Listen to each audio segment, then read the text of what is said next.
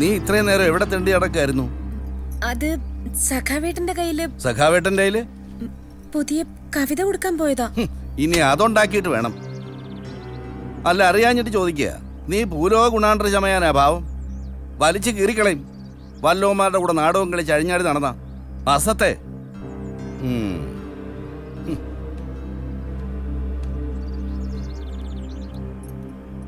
മോളെ, അമ്മ, ഞാൻ മോള് കാര്യാക്കണ്ട. അച്ഛന്റെ വിഷമം കൊണ്ട് പറഞ്ഞതാ. നിന്നെ നിന്റെ സഖാവേട്ടനെയും ചേർത്ത് അങ്ങയിലെ ഗോവിന്ദൻ അച്ഛനോട് ഏതാണ്ട് പറഞ്ഞു. അതിന്റെ വേദനയാ. ഞാനല്ല അമ്മയോട് പറഞ്ഞിട്ടില്ലേ? എന്നിട്ടും അതൊന്നും അച്ഛന് അറിയില്ലല്ലോ.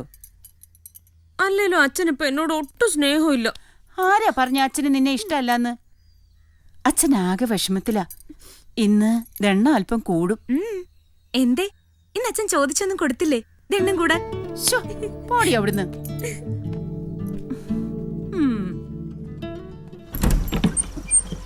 ചേച്ചി,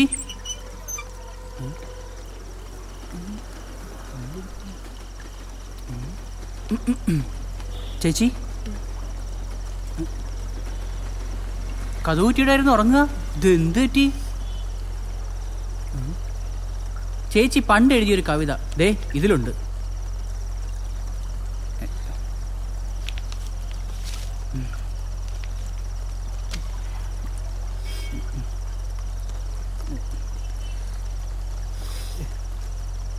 നീ പോകുമ്പോ കഥ കടച്ചേക്ക്. ഞാൻ പോയേക്കാവേ.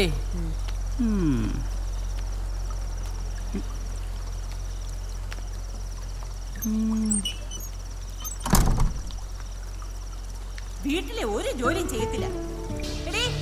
ഇങ്ങോട്ട് വന്ന് ഈ കടുവെങ്കിലും ഒന്ന് വാർത്തേ. ഓ പിന്നെ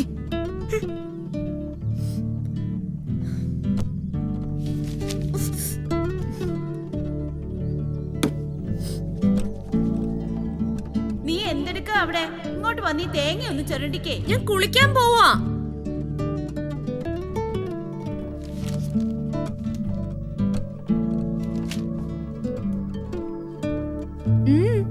എന്താ നോക്കുന്നേ?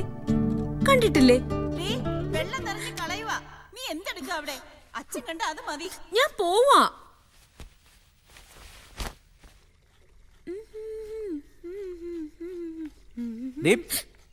ഇത്തിരി കൂടി പോകുന്നുണ്ട്. മര്യാദയ്ക്ക് അടങ്ങി ഒതുങ്ങി നടക്കാൻ വയ്യല്ലേ?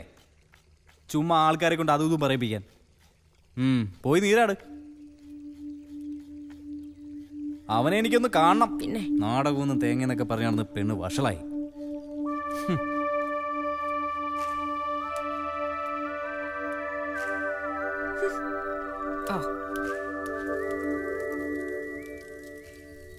എന്തൊരു പോക. ആ, പോയ കാര്യം എന്തായി? എന്താവാൻ, പഴയപടി തന്നെ. നീ വിഷമിക്കണ്ട. ഇത് പോയെങ്കിൽ പൊയ്ക്കോട്ടെ. വേറെ നല്ലതൊന്ന് ദൈവം നിനക്കായി കരുതി വെച്ചിട്ടുണ്ട്. ദൈവം തേങ്ങ കൊല അവിടെ എനിക്ക് തരാൻ തള്ളി പിടിച്ചോണ്ടിരിക്കുകയല്ലേ?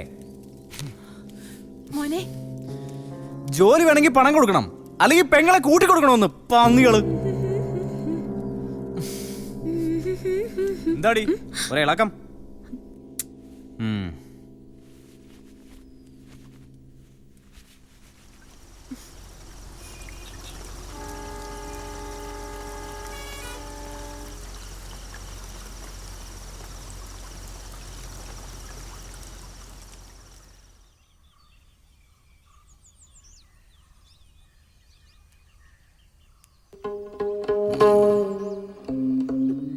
ഒരാഴ്ചയായി ഈ കരച്ചിലും വിളിയും തുടങ്ങിയിട്ട്.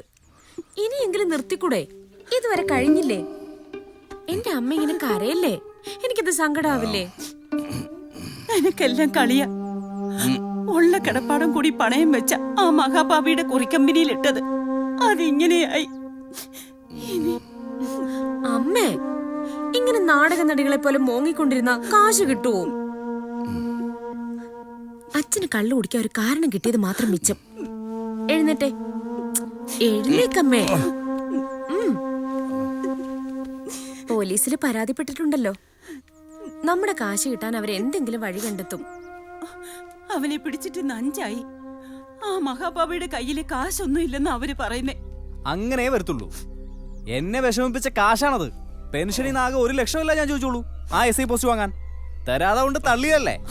അനുഭവിച്ചോ. കിടക്കണ കിടപ്പ് കണ്ടില്ലേ, ആനന്ദ ലഹരിയില് ശാവം. വേണ്ട, അച്ഛനെ കുറിച്ച് ഇനി ഒരക്ഷരം മിണ്ടരുത്. നീ അകത്ത് പോ. ഓ, എത്തിയല്ലോ ന്യായീകരിക്കാൻ. ഇത്ര നേരം എവിടെ ആയിരുന്നടി? നാടകത്തിന്റെ റിഹേഴ്സലിനും. തന്തേ പോലെ തന്നെ നാട്ടുകാരെ കൊണ്ട് അതും ഇതും പറയിക്കാൻ, ആ കള്ള തെണ്ടിയുടെ കൂടെ സഖാവ് വിളിക്കാൻ ഒരു പെട്ടോള്. എവിടെയെങ്കിലും പോയി തോലേ. മോള് വിഷമിക്കണ്ട. അവന്റെ വിഷമം കൊണ്ട് ഇവിടെ എല്ലാരും സമനില തെറ്റി നിൽക്കുക. നീ കൂടി തളർന്ന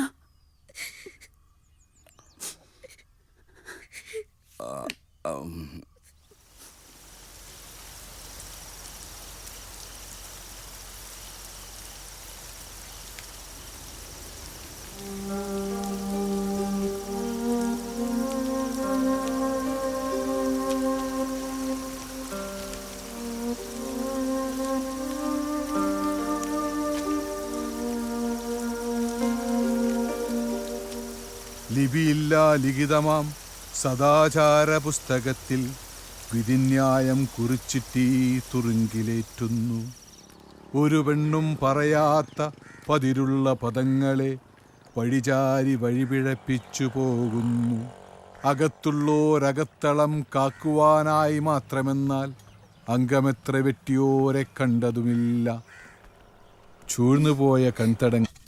അതിപ്പം നടക്കില്ലല്ലോ. കെട്ടിച്ചു വിടുന്നേ കാശ് വേണ്ടേ? ഉണ്ടായിരുന്ന കിടപ്പാടം കൂടി പണയപ്പെടുത്തിയ ഈ വീട്ടിൽ നിന്ന് തന്നെ ആര് കെട്ടാനാ? നീ നോക്കിക്കോ, എല്ലാം ശരിയാവും. കാശ് പോയതി പിന്നെ അച്ഛൻ ഭ്രാന്ത് പിടിച്ച പോലെയാ. അടുത്താഴ്ച കാവിലെ കൊടിയേറ്റമല്ലേ? ഞാൻ നേർന്നിട്ടുണ്ട് 101 വെടി. അത് കഴിഞ്ഞു വരുമ്പോ നഷ്ടപ്പെട്ടതെല്ലാം തിരികെ കിട്ടും. അമ്മ, പണവും പത്രാസും ഒന്നും ചോദിക്കാത്ത ഒരാള് വന്നാ എന്നെ കെട്ടിച്ചു കൊടുക്കൂ? എന്നെ മാത്രം ഇഷ്ടപ്പെടുന്ന ഒരാള് ആരാ നിന്റെ മനസ്സില്? അത് നമ്മുടെ നമ്മുടെ സഖാവേട്ടൻ.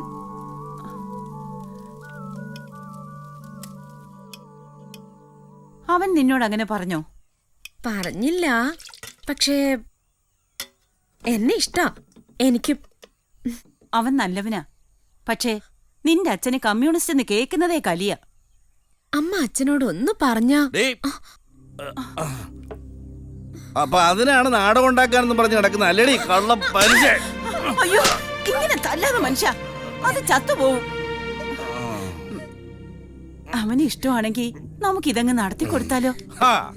അപ്പൊ നീയും കൂടെ ചേർന്നായിരുന്നല്ലേ? നിന്റെ മോളെ നീ ആർക്കെങ്കിലും കൊണ്ട് കൊടുക്കടി. അവൻ എന്താ ഒരു കുറവ്?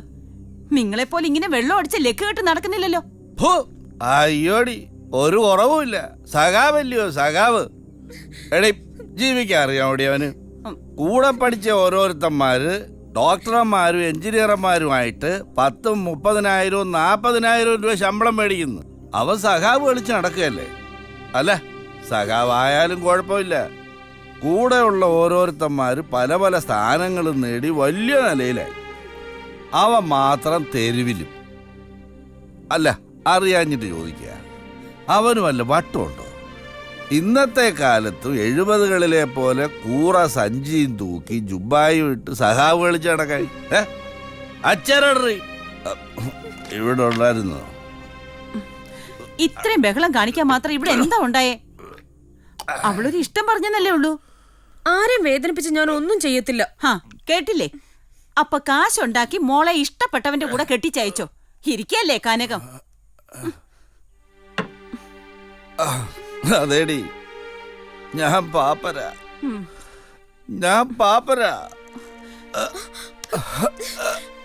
അച്ഛൻ വന്ന് കിടന്നു.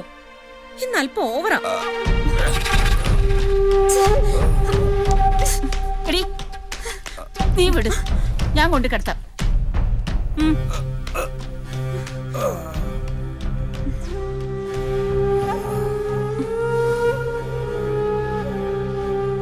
ഇങ്ങോട്ട് നടക്കും.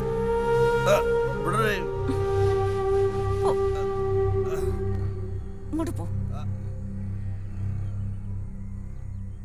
വന്ന് വന്ന് നിങ്ങൾക്ക് സ്വന്തം മകളെ പോലും തിരിച്ചറിയാൻ കഴിയാണ്ടായോ?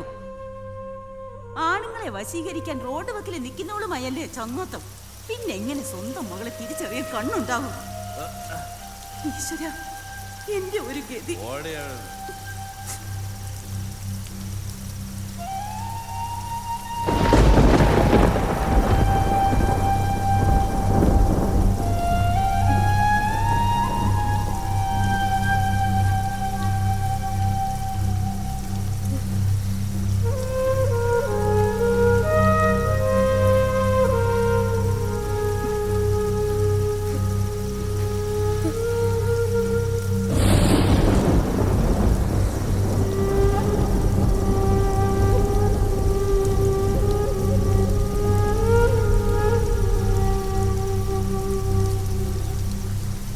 എടി, ചത്ത് കിടന്നാലും ചമഞ്ഞു കിടക്കണം.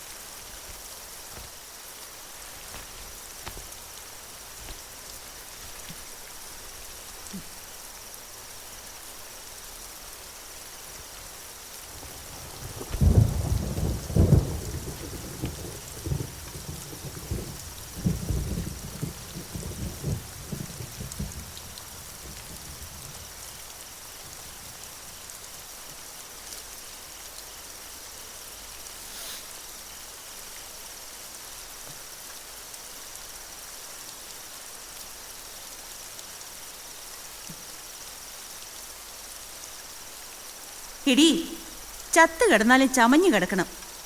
പട്ടിണിയാണെന്ന് നാട്ടുകാരെ അറിയിക്കേണ്ടതില്ല. കുളിച്ച് സുന്ദരി കുട്ടിയായിരുന്നു പഠിച്ചേ. നാളെ എക്സാം അല്ലേ? ഞാൻ കൊടിയേറ്റം കഴിഞ്ഞ ഉടനെ വരാം.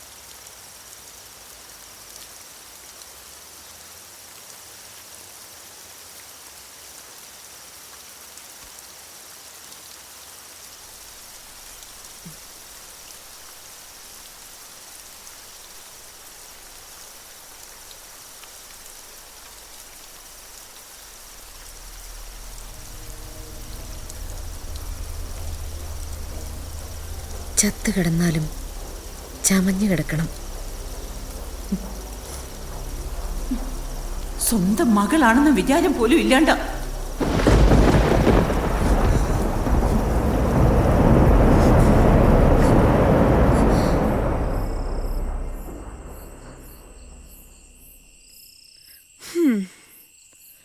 മഹാത്മാ, ഇതൊന്ന് ശരിയാക്കാൻ പറഞ്ഞിട്ട് കേൾക്കാതെ ഉത്സവം കാണാൻ പോയിരിക്കുക എല്ലാം കൂടി. ഇനി എന്നെ പറ്റിക്കാൻ നോക്കണ്ട.